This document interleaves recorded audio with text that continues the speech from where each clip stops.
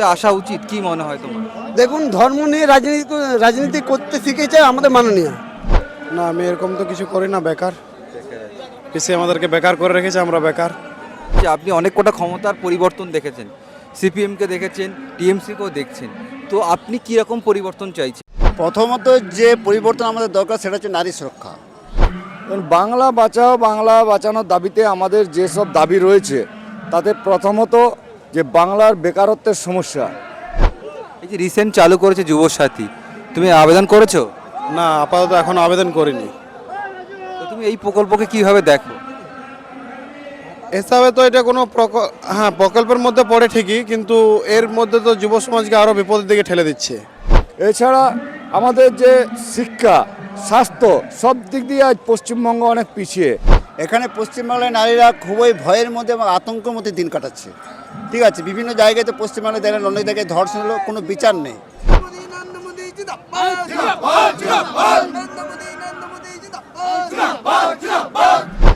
কয়লা চুরি, বালি চুরি, গরু চুরি কিছু তো বাকি রাখে না, এমনকি শিক্ষাটাও চুরি করে নিয়েছে মাননীয়। ধর্ম কি রাজনীতির মধ্যে আসা উচিত, কি মনে হয় তোমার? দেখুন, ধর্ম নিয়ে রাজনীতি করতে শিখেছে আমাদের মাননীয়। ঠিক আছে, তিনি দেখিয়ে দিয়েছেন কিভাবে ধর্ম নিয়ে রাজনীতি করতে হয়, সেটা বিজেপি কিন্তু দেখায়নি। এই যে এত এত লাখ লাখ মানুষ এসেছে, তাদেরকে কোনো কিন্তু খরচা দেওয়া হয়নি, তারা সমস্ত পয়সা নিজের প্যাকেট থেকে খরচা করে এসেছে।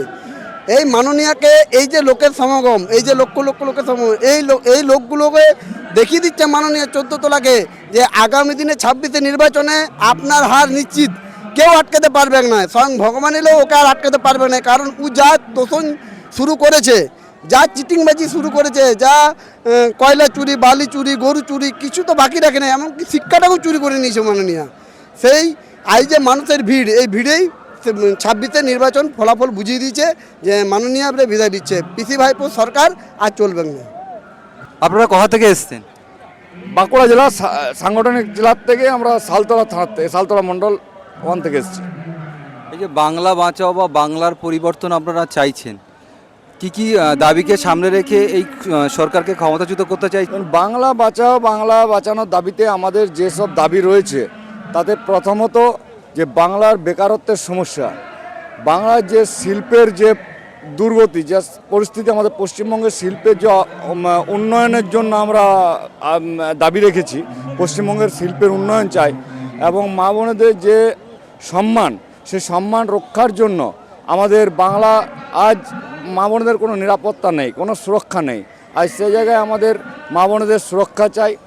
এছাড়া আমাদের যে শিক্ষা, স্বাস্থ্য সব দিক দিয়ে আজ পশ্চিমবঙ্গ অনেক পিছিয়ে।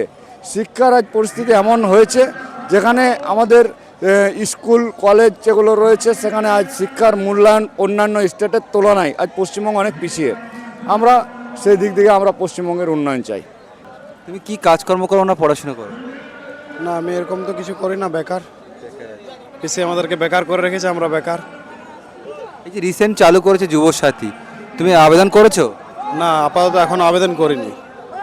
তো তুমি এই প্রকল্পকে কিভাবে দেখো?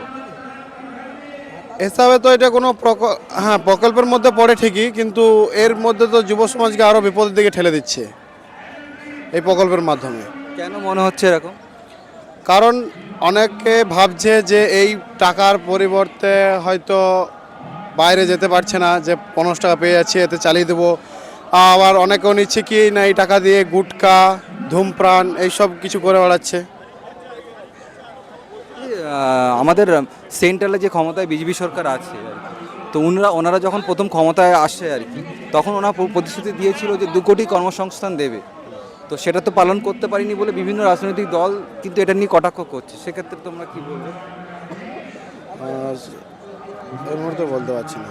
যে আপনি অনেক কটা ক্ষমতার পরিবর্তন দেখেছেন, সিপিএমকে দেখেছেন, টিএমসিকেও দেখছেন, তো আপনি কী রকম পরিবর্তন চাইছেন এবং কি কি দাবিকে সামনে রেখে এই 26 নির্বাচনে যাবেন বা ভোট দেবেন ভাবছেন?